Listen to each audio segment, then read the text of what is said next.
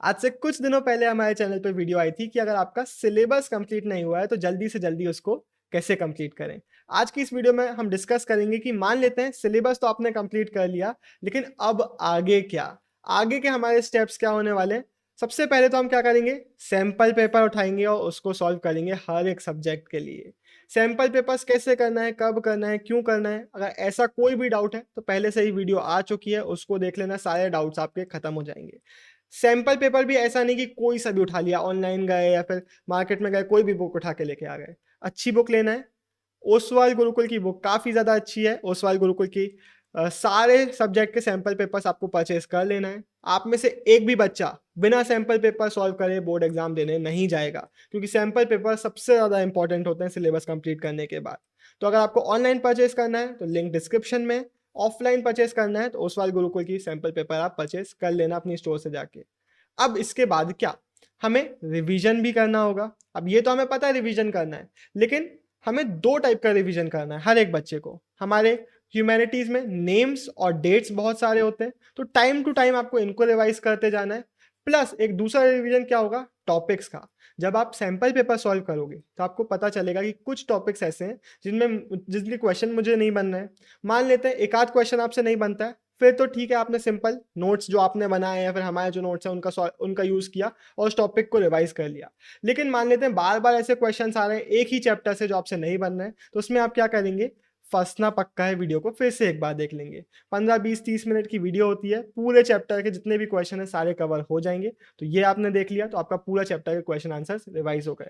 लेकिन मान लो आपको ऐसा लगता है कि यार पूरा ही चैप्टर दिमाग से निकल गया है। होता है ये रिवीजन करते टाइम। कुछ चैप्टर ऐसे होते हैं जो हमने थोड़े टाइम पहले पढ़े थे, स्टार्टिंग में पढ़ लिए थे, कुछ चैप्टर्स डिफ़िकल्ट होते हैं, दिमाग से निकल जाते हैं, तो कोई दिक्कत वाली बात नहीं है। आप पूरा चैप्टर एक बार एक्सप्लेनेशन वीडियो से फिर से पढ़ लेंगे। ये होगा आपके साथ किसी न किसी सब्जेक्ट में, किसी न किसी चैप्टर में, तो इसमें कोई दिक्कत नहीं है। रिवीजन के टाइम आप फिर से एनसीईआरटी पे जाना पड़े, तो चले जाइएगा। इसके बाद अब ये एक बहुत इंपॉर्टेंट पॉइंट है। सिलेबस तो हम कंप्लीट कर लेते हैं, लेकिन बहुत सारी ऐसी मिस्टेक्स होते हैं जो हम अभी भी कर रहे होते हैं। जैसे कि किसी की ग्रामर अच्छी नहीं होती, किसी की राइटिंग स्पीड नहीं आ रही होती, किसी से आंसर फ्रेमिंग नहीं बन रही होती, किसी की वोकैबुलरी वीक है।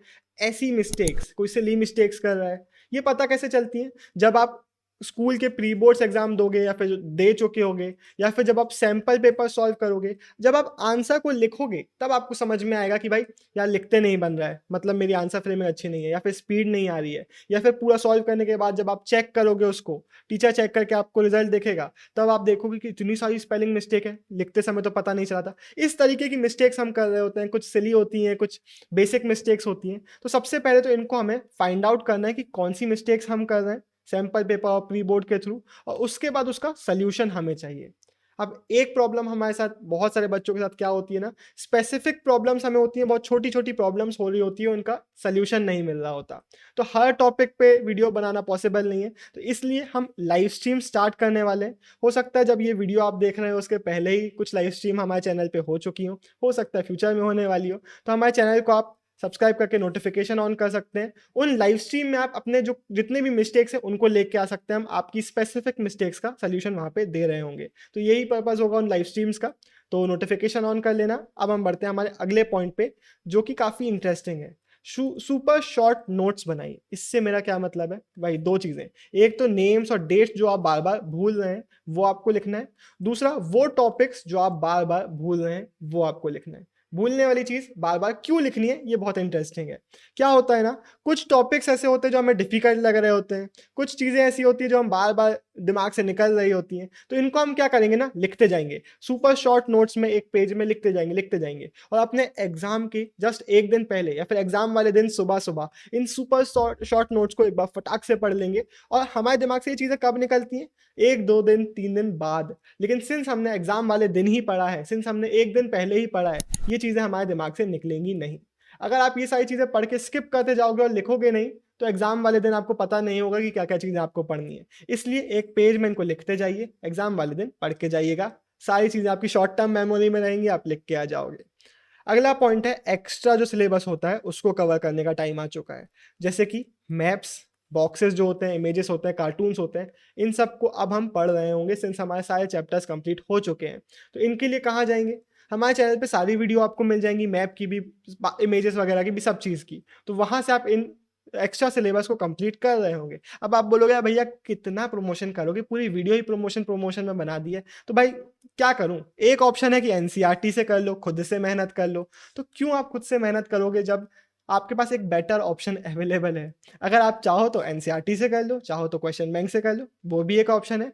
चाहो तो हमारी वीडियोज़ से कर लो, वो ज़्यादा क्विकर ऑप्शन है, आई बिलीव ज़्यादा बेटर ऑप्शन है। लेकिन आपको जैसे भी करना हो वैसे आप कर सकते हैं, लेकिन इनको स्किप मत करिए। ये अगर अभी आप स्किप करते जाएँगे ना तो एंड में बहुत परेशान करेंगे। ये मैप के मार्क्स जो होते हैं, जो एक्स्ट्रा सिलेबस के जो मार्क होते हैं ना, ये काफ़ी ज़्यादा क्रूशियल होते हैं और काफ़ी ज़्यादा ईज़ी टू स्कोर होते हैं। लाइक आधा 1 घंटा लगेगा, आपका पूरा एक बुक के मैप खत्म हो जाएँगे और कितने ईज़िली आपको वहाँ पे मैप में मार्क मिलेंगे। सिर्फ़ एक वर्ड लिखना है, एक चीज़ को मार्क करना है और आपको मार्क्स मिल जाएँगे।